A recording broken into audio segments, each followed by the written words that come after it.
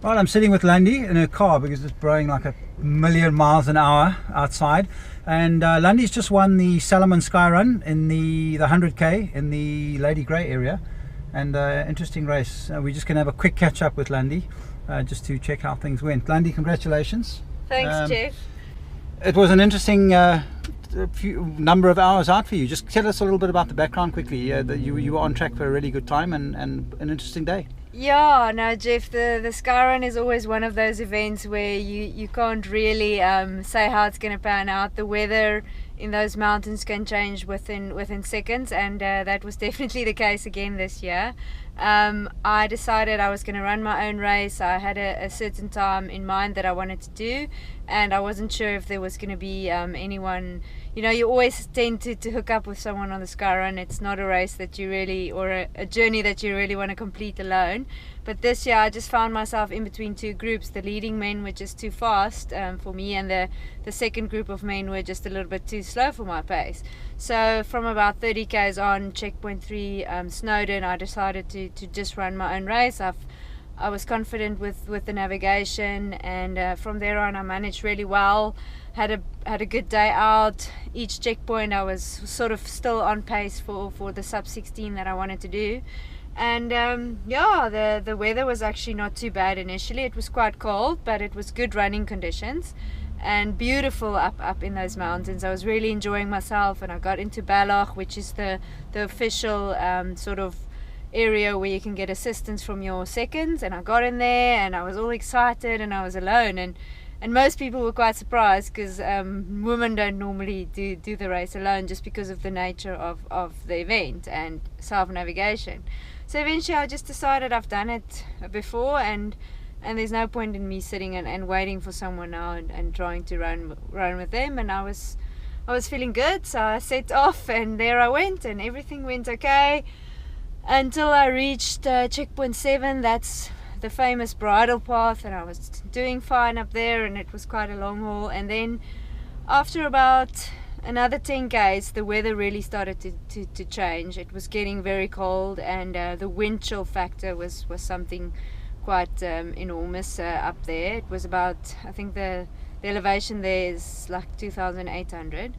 So I was running, and the next moment the mist was completely the area around me was completely misty. I couldn't see 5 centimeters in front of me, and I was like, okay, well, I just have to rely on my GPS. And the next moment I see my GPS going in all sorts of directions, and I had no clue where I had to go.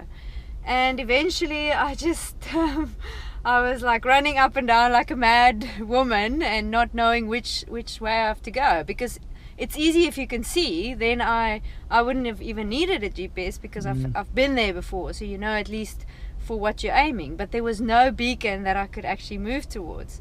And it almost took me an hour and a half just to get back onto route. And the only way I actually got back on when the mist lifted and I could see that there was a house in the distance, and I just basically aimed for that house, not knowing that it was the actual checkpoint. And I just sort of ran for it and hoped that there was civilization out there. And eventually I got there, and I realized, but this is actually where I should be, and I'm right on track again. And it took half an hour just to get warm and sort of get my bearings again. And luckily the second group of men, who still didn't pass me even in that hour and a half that I lost, came past, and I decided to finish the race with them, which obviously meant that now I was more I went into the dark for 2 hours longer than I was hoping for. But in the end I was just really, really happy to finish the race. Still, as the first lady, I don't know how that happened. But it was an epic journey, and something I will probably never forget.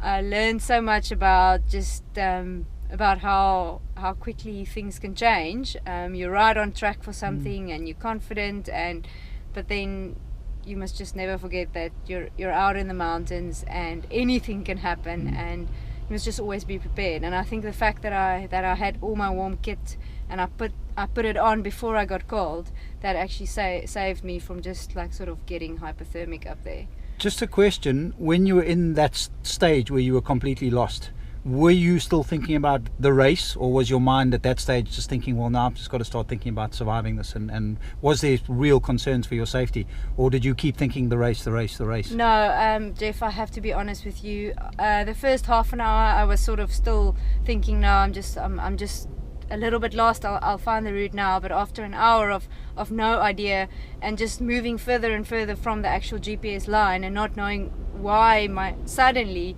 it just changed. I did start to panic. Especially, I remember there was a 5 minute second where so many things flashed through my mind. It was like, okay, the race is gone.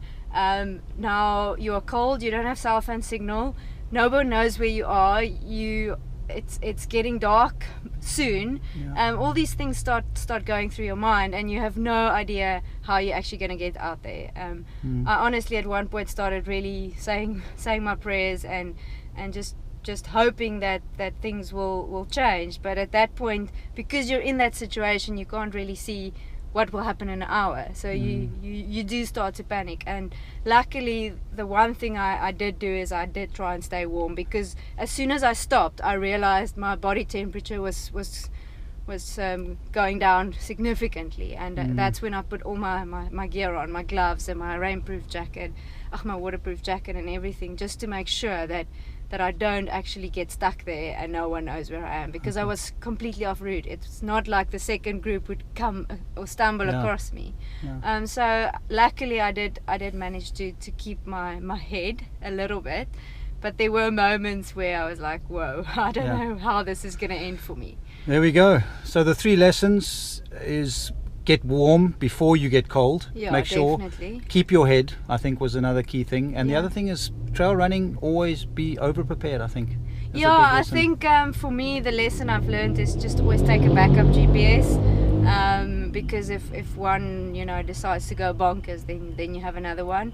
I think I was just sort of comfortable because I did what I did last year and it worked last year, and you just sort of think that the route, and last year the weather didn't go as bad as this year, so you don't expect, well, if there's mist, I'm not going to be able to even see the trail. You think you know the trail, but if you can't see where you're heading, then it doesn't even help that you know the trail. Then you're totally dependent on your GPS. Okay, there we go. Scary stuff. Nice to be chatting to you in the car. And I'm going to let you go. You got to beat the traffic. Thanks very much. What's next? Nothing. Relax. No. Enjoy Christmas. We're going away to Claremont this weekend. Just put my feet up. I don't want to think about one single thing. Honestly, I've had a really tough last 5 months. The first half of the year, you still sort of, everything's still a bit slow going, but since I started working and all the international traveling and everything, all the PR that you still have to try and keep up, but I must say it's hard to do that, to do all of it. That's why that's why athletes go professional. That's why they quit their jobs, because all the other stuff, it's fine. You don't train 8 hours a day necessarily, but it's all the other stuff that comes with it, like photo shoots, and you want to do media interviews stuff. Not even but small little things. It all just adds up, because you try and manage it, and then the ball is going to fall somewhere if you have too many balls in the air. Enjoy your Christmas. Have a good holiday. Oh, are we still on? Yeah. Show it. I didn't Christian, make sure she relaxes. Thank you. Thanks, Jeff. It was nice catching up with you. As always, drive safely. Cool.